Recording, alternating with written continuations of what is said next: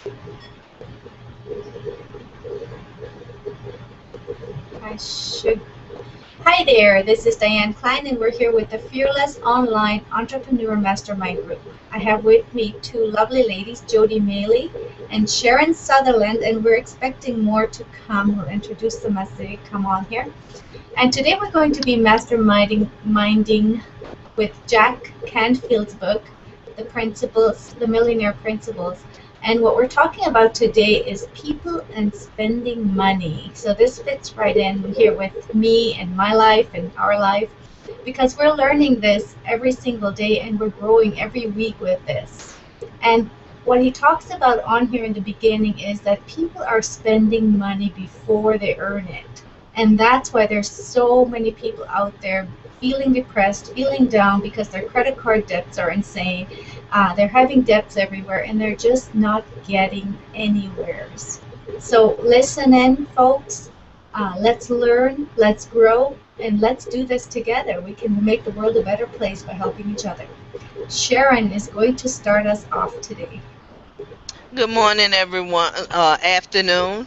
Um, we are on Principle 59, Mastering the Spending Game.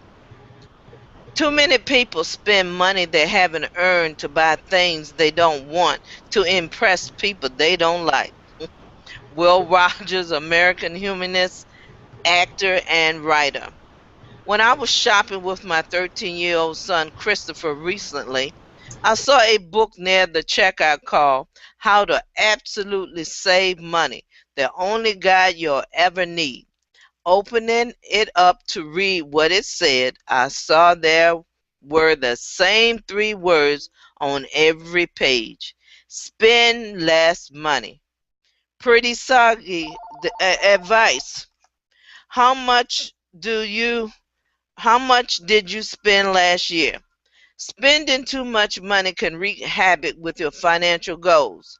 It keeps you in debt, prevent you from saving as much as you could, and turn your focus to compos- composition rather than to wealth creation and accumulation. If you can't seem to curb your spending, try this exercise. Go through every closet, drawer, and cabinet in your house and take out everything you haven't used in the past year. This includes clothes, shoes, jewelry, utensils, electronics, sheets, towels, blankets, sporting equipment, auto cassettes, CDs, videos, games, toys, auto accessories, and tools. Anything and everything you spent money on but didn't use in the last year.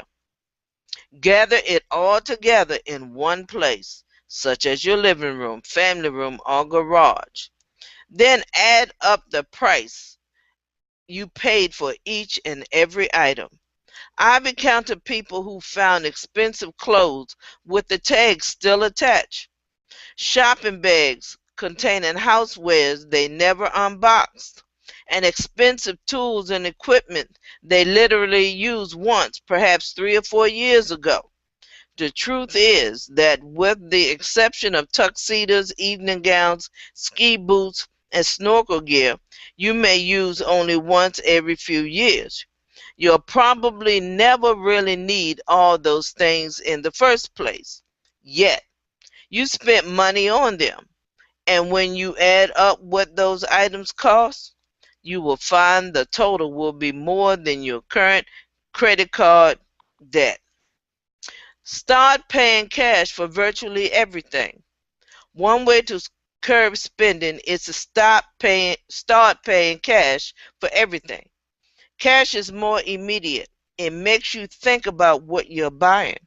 You'll probably find yourself spending less than you would if you use credit cards.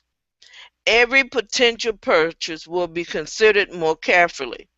Necessary, incidental will become less necessary, and large purchases will probably be put off, forcing you to think about how you can make them do without them. Reduce the cost of your rich lifestyle.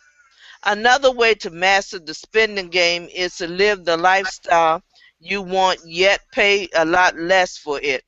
I know many people who do this all the time, yet still maintain an aggressive savings and investment program with a few simple changes in the way they spend and buy.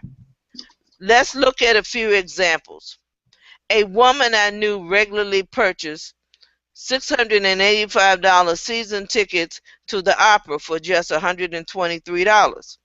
She sees the same world class tenor, hears the same thunderous music, and hobnobs with the same at patrons who thought who at those who pay more to be there.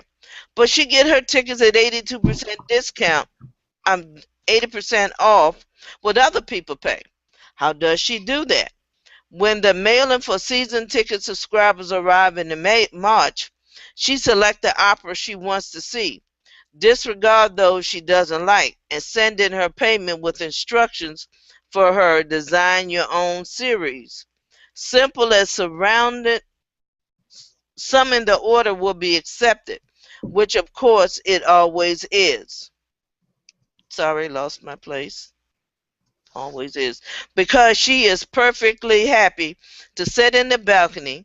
She gets an entire season worth of champagne, experience for less than for the cost of a month's worth of gas for her car. Another friend is a collector of vintage cars, not just any cars, but convertible Cadillacs. She buys them in January when no one would ever think of purchasing a convertible, and saves literally tens of thousands of dollars off of the cost of his purchase. As a result of this strategy and other savory purchasing ideas, he can afford to own several rental properties and put the positive cash flow they produce into saving himself rich. Another woman I know likes to wear expensive designer fashion, but feels morally bound to purchase them at the consignment store where she selects from racks and racks of virtually new or never been worn cast off, paying pennies on the dollars to look like a movie star. Others people barter for goods and services, ask for discounts even when they are not offered, as how they can buy the items cheaper. Call 4 or 5 vendors and take bids for the same identical item. Shop at ultimate budget stores for the things that don't matter so that they can spend on ones that do. In short, routinely squeeze every dime they can out of the cost of living the extravagant lifestyle they want. To those people who are aggressive savers, living this kind of lifestyle on little money as possible is almost like a game. Wow. Thank you, Sharon. Did You're anybody welcome. did anybody else want to step out and read? Sure, I'll read. Thank you, Lynn. Take steps now to become debt-free. Another big part of mastering this spending game is to simply get out of debt. Stop paying high credit card interest rates and assume a little consumptive lifestyle. It's amazing that as a population, we've amassed as much personal debt as we have. Credit card, mortgage, and auto payments are staggering for many people. Savings and financial security suffer.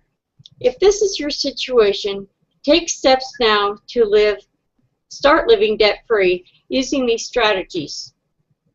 Number 1, stop borrowing money. As simple as this may sound, borrowing money is one of the main reasons why people don't get out of debt. While they're paying down existing debt, they're still using their credit cards, taking out new loans, and so on. This is madness. Why? Because the cost of borrowing is actually more staggering than most people know. The numbers below show you how much you actually pay when you purchase an item with borrowed money. Amount borrowed is $10,000. Interest rate is 10%. Months finance is 60 months. Total interest paid $3,346.67. Total interest as a percentage of the item purchased, 33.5%. If you wouldn't pay $13,346 for the item you just borrowed $10,000 for, find a way to pay cash for it. Purchase a similar item for less money, or decide whether you really need that item at all. Number 2, don't get a home equity loan to pay off credit card debt. When you consolidate all your monthly payments into lower rate loan, you actually make your situation worse. Why? Because you start at the beginning of the amortization scale, where interest is the highest portion of each month's payment. At the beginning of any loan, very little of your new monthly payment goes to pay down the principal, whereas the consumer loans you were paying on before may have had most or even all the monthly payment going toward reduction of the principal. Number 3, pay off your smallest debts first. When you pay off your smallest debts first, you achieve a major success breakthrough, even if it doesn't seem that way. For one thing, you experience a huge boost in your self-esteem whenever you accomplish any goal. Why not start with the smallest goal that's easiest to achieve? Number 4, slowly increase your debt payments. Once you've paid off a smaller debt, simply take the monthly payment you were making on that debt and use it to increase your payments on your next debt. For example, if by paying $300 a month on your credit card, you reduce your balance to 0, take that $300 next month and add it to the amount you would normally make on your car loan. This saves you thousands of dollars in interest by paying off your car loan early, plus it keeps you from expanding your lifestyle by that $300 a month. Number 5, pay off your home mortgage and credit cards early. Many mortgage lenders offer what's called a bi-weekly mortgage. That means you pay half your monthly mortgage amount every other week instead of making one big payment at the beginning of the month. Because these loans often amortize with with every payment, it has the effect of turning a 30-year mortgage into a 23-year loan. This results in staggering savings on mortgage interest and gets you out of debt faster than you ever thought possible. If your lender doesn't offer such a loan, why not make one extra payment a year or pay a small extra sum on your own every month?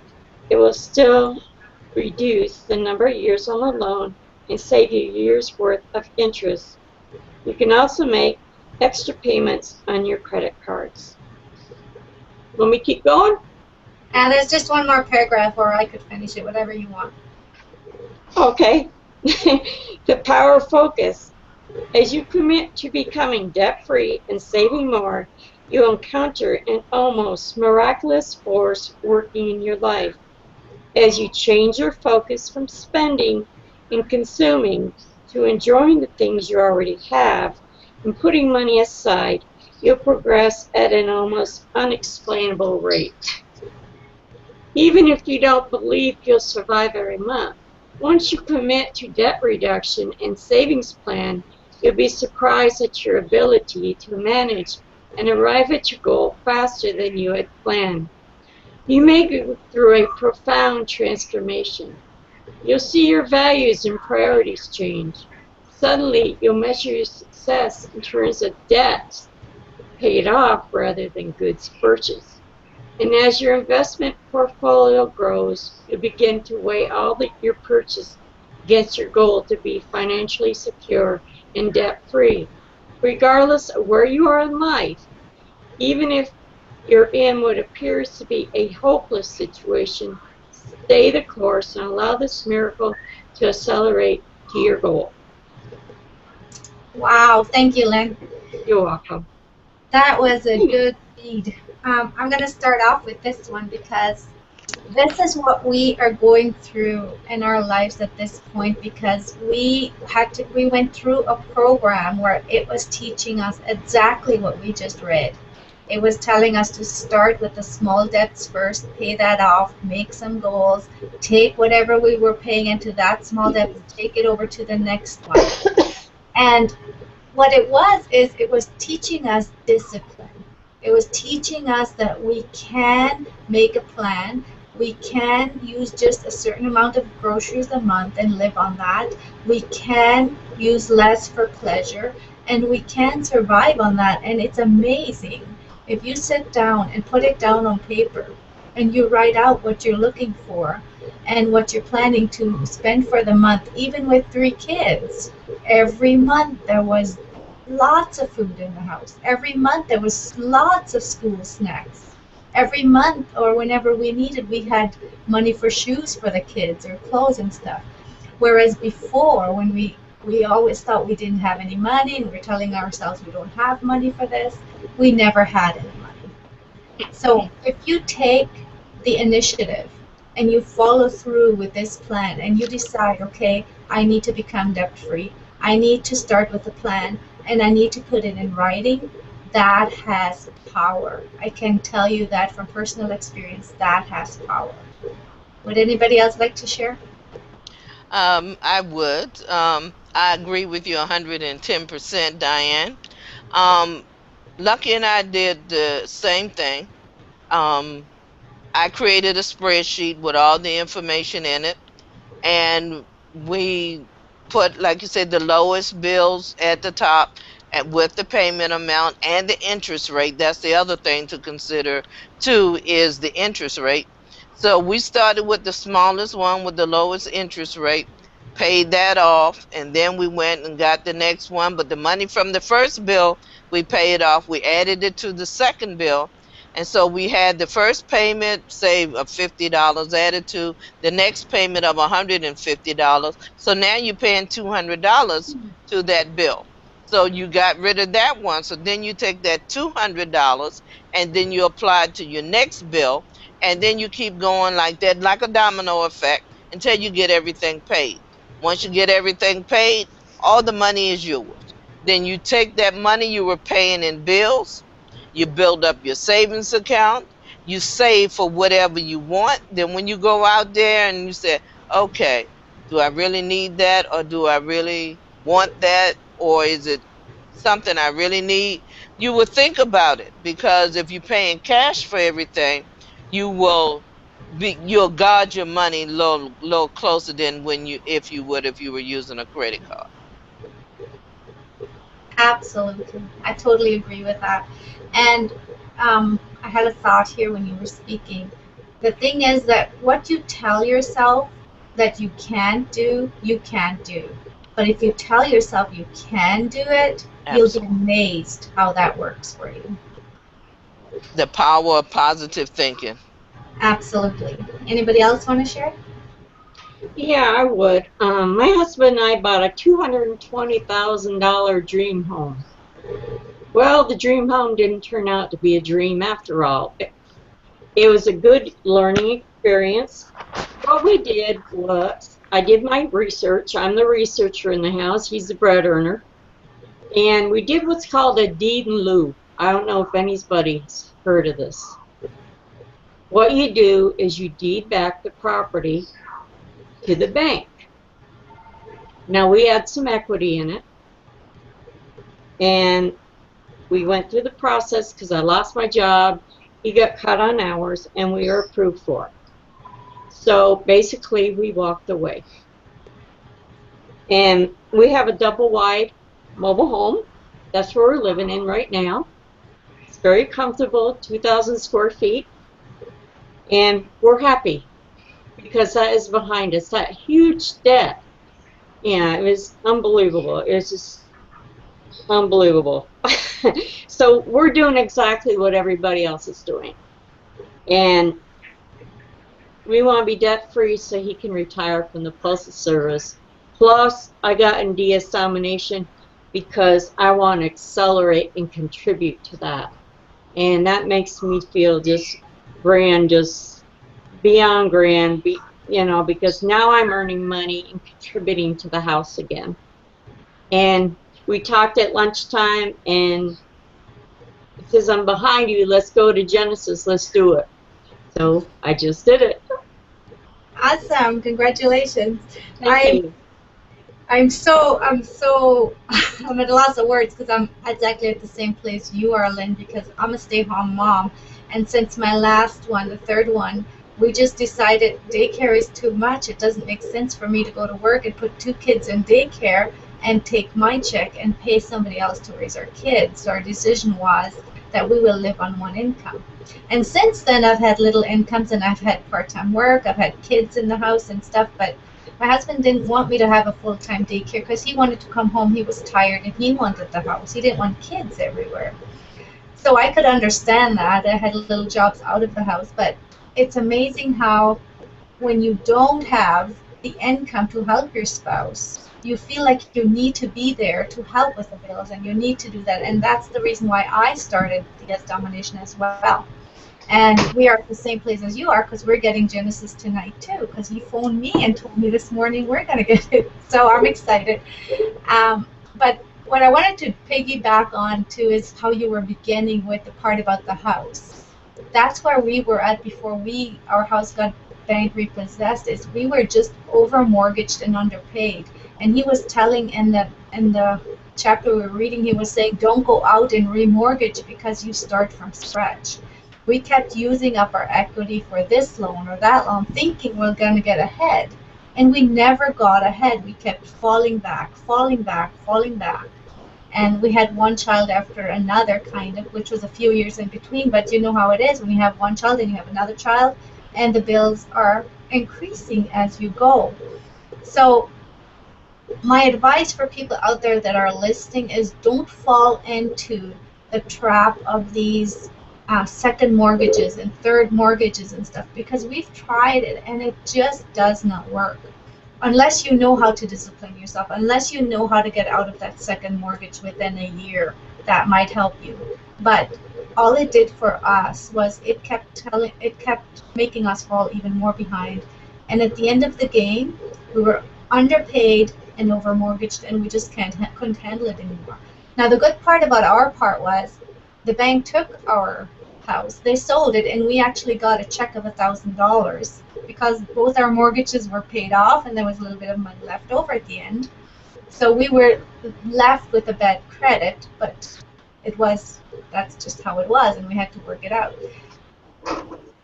So I just thought I'd share that with everybody out there who is thinking about doing that. Think twice and be careful about these credit card options that they're giving you as well, because the interest rate is just incredible, and you get caught up so fast in going shopping and using your card instead of cash. So you have to be careful of those steps out there. Is there anybody else who wants to jump out and comment? Jody, are you around? Yeah, I'm here. Sorry, my webcam isn't working. Last couple days I couldn't turn it off. No, I can't get it on. That's okay. I've worked a lot in different businesses. I've had my own home type business for over 21 years, and I've also worked in direct sales where I've worked in companies. The last company I was with was furniture. I worked with the brick for a couple of years. And the one thing that I would recommend to people, all these steps are great and awesome, but it's also what we're teaching our children, right? So one of the things that I saw a lot in the furniture business, of course, was a lot of young kids coming in. They're just starting out, whether they're just newly married young people or getting their first job or moving out of their parents' home. And especially with the furniture type of business or even car loans and things like that, they make it really, really easy to put you into debt quickly. Especially with the things that say do not pay for X amount of months, no interest, and things like that. And what happens is that these kids think that, or adults, it's not just young people, but they get into that trap of, well, I don't have to pay for 12 months, no interest or anything like this. And the one thing that I've known in working in those type of companies, and of course we get extra commission when we can put them into a payment plan, right? Because these companies know that 90% of the people are not going to pay that off within the 12 months. And so what happens is that they get a piece of furniture, or you get a brand new car or stuff like that on these paying no interest, and you put it out of your head. And then comes the first month that they have to pay. If they are even late or they miss a payment, that company in their clause can actually go back from the first day that your item was purchased, and they can charge you interest right from the day one and penalty fees. So, not only are we wanting to be debt-free ourselves, but I think that it's really important that we teach this to our children. And my oldest kids, we have 4 older boys and a girl. And with my daughter, she's a licensed practical nurse, and she started a home business on the side too. And my son is 19, and the one thing that I've been teaching them since they were young, start putting away, just exactly kind of what we learned on our last call, which was start saving and putting it into something where you can get that compounded interest and stuff like that. And I've encouraged my kids who, they started with part-time jobs when they were 13 and 14 years old, and I've taught them right from the get-go, save it, reinvest it. And if you're going to buy a vehicle, don't buy something that you have a big loan against it. And I'm pretty proud of the 2 of them because they have both, not been paying car loans. And my daughter is inspired on doing her side business so that she can get down her loan that it took to be a nurse.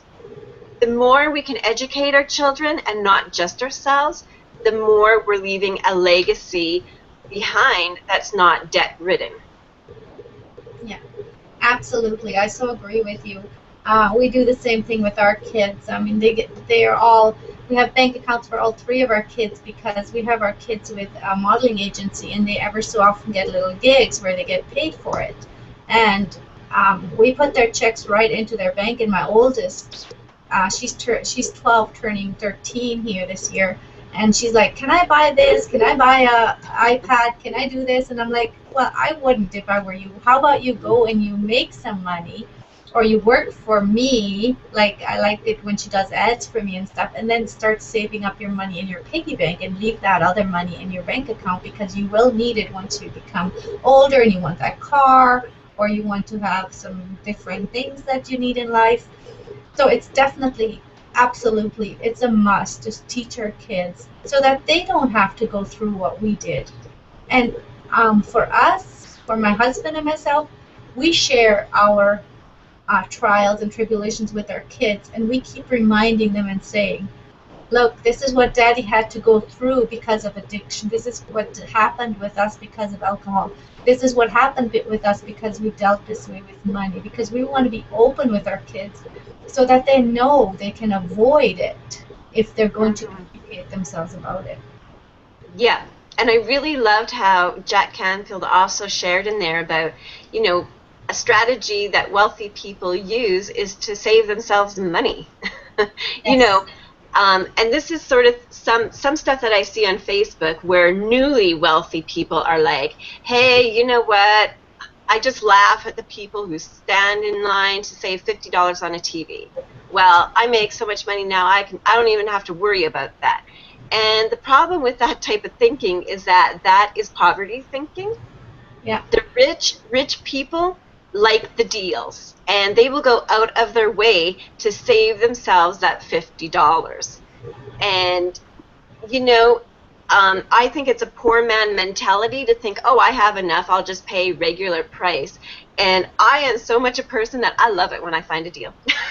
Yeah. It's like, woohoo, hallelujah. And I know that we were sharing the other day that I just get so excited when I find like a penny item that I can sell on eBay and make like a $48 profit, right? Because that's what I love. Yeah. And I think that when you list those things, or you have fun with them, or you find those deals, it comes about that everywhere you turn around, you're finding deals on stuff. When I make a grocery list, it's not very often that I'll go to the store that probably half or even 3/4 of my list are deals. Because that's how my body is set and in tune for, is to find the deals on stuff. And that is something that, wealthy people, true wealthy people who have saved and earned and built their wealth, not just, hey, all of a sudden now I'm making thousands of dollars a month, but truly wealthy people who've used the principles that Jack uses. They love finding the savings, and they celebrate the savings, and they get more savings. Absolutely. I totally agree. What's the saying about having the pleasure now and reaping the, I don't know, I don't remember how the saying goes, but it kind of goes like, the poor people are always out there and spending their money on having pleasure right now. The people that have a millionaire mindset thinking, they save the money and they know what they're looking for and they save up for it, and then once they have it, they can enjoy it much better or something like that, to that extent. So yeah. And sorry I got on a soapbox there, but dang it. We all just need to come together and work together and share when we have, found some great coupons and stuff like that, because that is how we build wealth. Absolutely, and there's nothing wrong with that, and we all know it. What did they say it costs to raise a child nowadays? My husband was talking about this the other day, and we have 3 kids. I mean, we have to. Your arm and your leg. Well, I know there was statistics out there that was telling how much it costs from a baby, I think a toddler, to once they've gone through school, and that's a lot of money we have to put up for these kids. And there's nothing wrong with looking for bargains, and if the case of KD macaroni and cheese is on sale and buy one get one free, I'll go for it. Yeah. Because I can use that money on socks or shoes or whatever. Exactly. And because we were in that situation too, where I actually asked my mom or other friends, and I would say, like, I don't want money from you guys, but if ever you see like that 2-for-1 thing, maybe you could think of me in the meantime and get that extra item that you're going to get for free. Like, we would appreciate it. And now that we can afford it more ourselves, every store or really good stores will have a drop box there for the needy.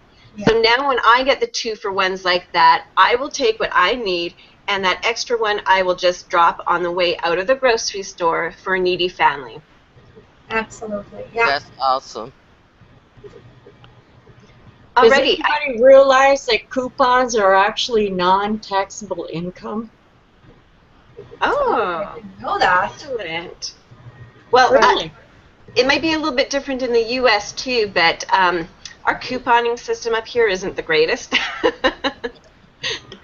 So I know that a lot of people can just save, hundreds and even thousands of dollars a year in the States by doing coupons and multiplying your coupons and stuff like that. So stacking them, yes. Yes. Mm-hmm. Yes, I know a lady who's a coupon queen, and she knows how to use those coupons. And when she go to a grocery store, she come out with 3-4 baskets of food, and she might have spent maybe $60-$75. Mm-hmm. There you go. Yes, she's good. Yeah. Yeah. Well, we are getting on the top of the hour here. If should we close out? Anybody else want to share something that we have been thinking about today, or something that's on their heart for the people out there? Or are you all good? I'm good. Very good. Okay, well, I would like to say to the people that are watching and listening to us out there that we are reading these books, we are masterminding here together so that we can grow in our lives and that we can become what these books are telling us to be. And it has helped us tremendously. For myself, I've been here for a couple of months now. I have grown so much. I did read on my own, I still read on my own, but when we get together to mastermind and talk about this, it just helps me so much to do it with other people.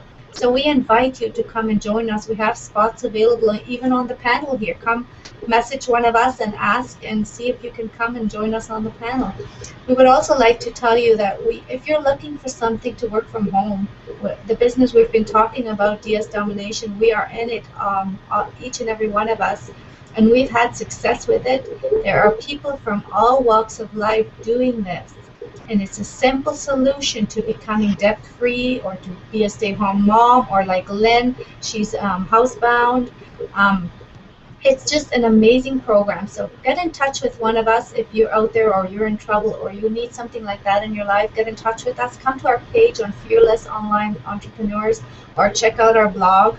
Come and talk to us, chat with us if you need anything, and we will be there to help you. So we would like to say goodbye for today. It was nice being here with you, and we will be here at the same time tomorrow. Come back and join us. And yeah, that's it for today. Goodbye. Have a great day.